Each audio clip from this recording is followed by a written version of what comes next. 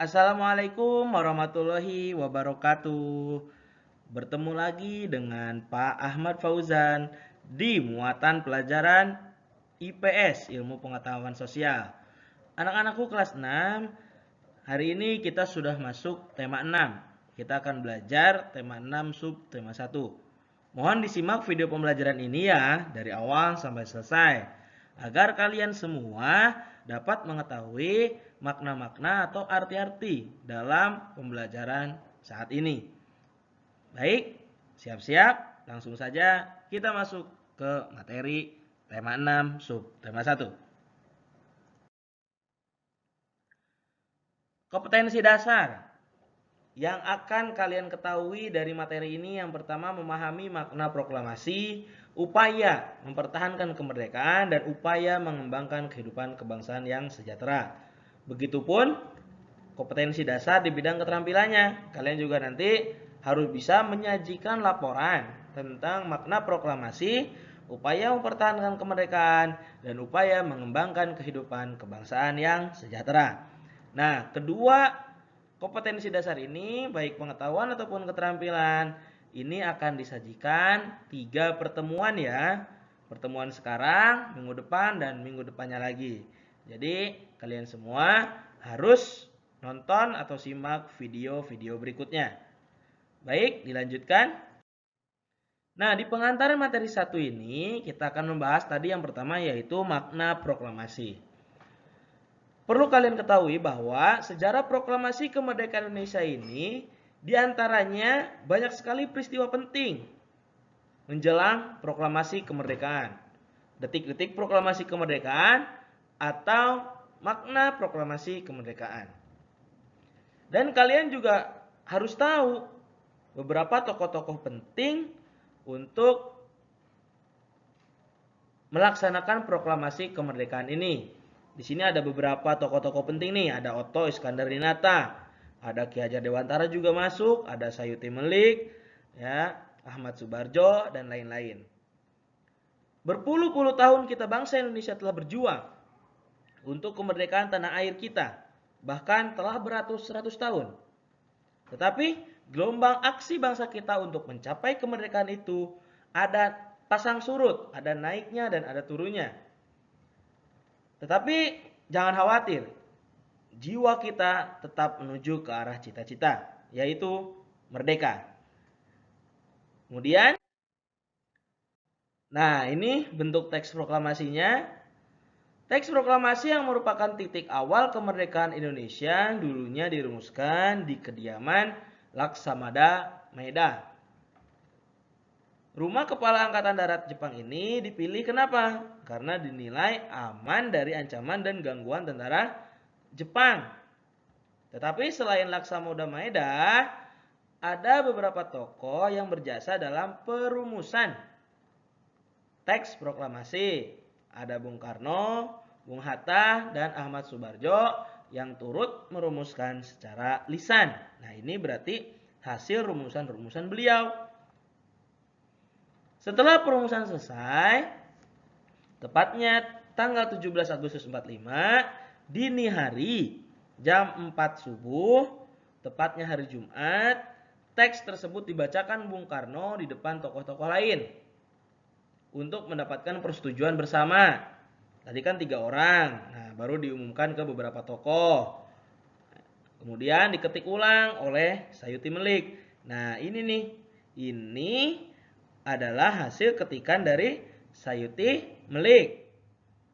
Barulah pada pukul 10 pagi, teks proklamasi tersebut resmi dibacakan di depan bangsa Indonesia yang kala itu menantikan detik-detik bersejarah.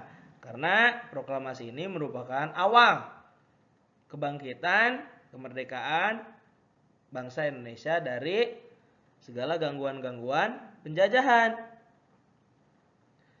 Kemudian kita juga akan membahas yang pertama makna proklamasi Indonesia. Proklamasi kemerdekaan Indonesia bukan merupakan titik akhir perjuangan bangsa Indonesia. Bangsa Indonesia terus berjuang untuk mempertahankan dan mengisi kemerdekaan yang telah dicapainya itu. Bagi bangsa Indonesia, kemerdekaan merupakan hak untuk mengatur kehidupan berbangsa dan bernegara tanpa adanya campur tangan dari negara lain.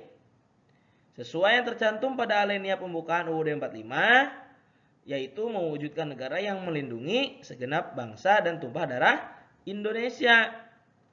Nah, kalian anak-anak kelas 6 harus hafal nih Undang-Undang Dasar, karena di dalam Undang-Undang Dasar tersebut semua tercantum. Salah satunya makna dari proklamasi ini, memajukan kesejahteraan umum, mencerdaskan kehidupan bangsa, dan ikut melaksanakan ketertiban dunia yang berdasarkan kemerdekaan, perdamaian abadi, dan keadilan sosial. Nah, jadi Undang-Undang 1945 yang selalu kalian semua bacakan ketika upacara itu, ternyata di balik itu semua ada makna proklamasi. Jadi mau nggak mau kalian harus ingat betul tentang Undang-Undang Dasar itu. Kemudian makna proklamasi lainnya merupakan tonggak pembaruan kehidupan bangsa Indonesia di segala bidang kehidupan. Karena dengan adanya proklamasi itu, semua kehidupan berbangsa dan bernegara berubah secara signifikan atau secara tinggi.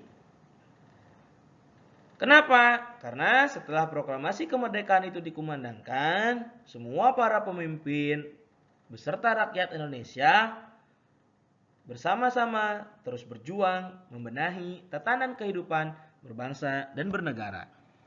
Oleh sebab itu, kita semua sebagai pelajar, mau tidak mau, bisa tidak bisa, harus berusaha untuk memaknai proklamasi ini sebagai rasa cinta kita terhadap tanah air Indonesia. Nah, lalu apa saja upaya kita selaku pelajar untuk mengisi kemerdekaan tersebut? Nah, bisa dilihat nih, di sini ada dua foto. Foto yang di atas ini foto sedang makan kerupuk atau lomba makan kerupuk, yang di bawah foto sedang diskusi atau belajar bersama dengan rekan-rekannya. Nah, bangsa Indonesia ini pernah mengalami penjajahan yang cukup lama dari Belanda maupun Jepang.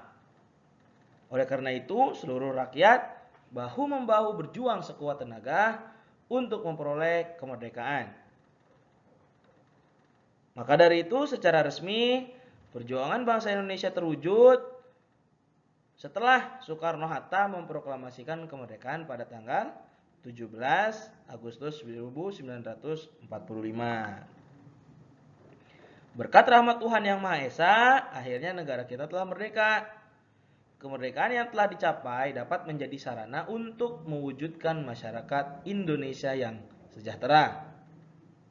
Usaha membangun masyarakat Indonesia yang sejahtera antara lain, di sini ada beberapa nih. Yang pertama, meningkatkan taraf kehidupan bangsa.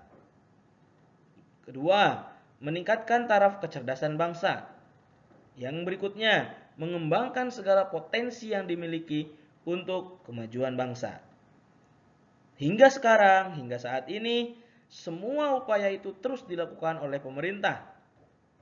Tetapi semua itu harus ada dukungan masyarakat yang peduli terhadap lingkungan, karena ini sangat diperlukan untuk upaya mewujudkan masyarakat Indonesia yang sejahtera. Jadi pada intinya, pemerintah Indonesia atau bangsa Indonesia tidak bisa bekerja sendiri tanpa bantuan kita semua selaku masyarakatnya. Maka dari itu, Bapak mengajak kalian semua untuk dapat mengisi kemerdekaan dengan hal-hal yang positif. Hilangkan semua hal-hal negatif itu, karena kalian merupakan generasi bangsa Indonesia ke depan. Baik anak-anak, kita lanjutkan.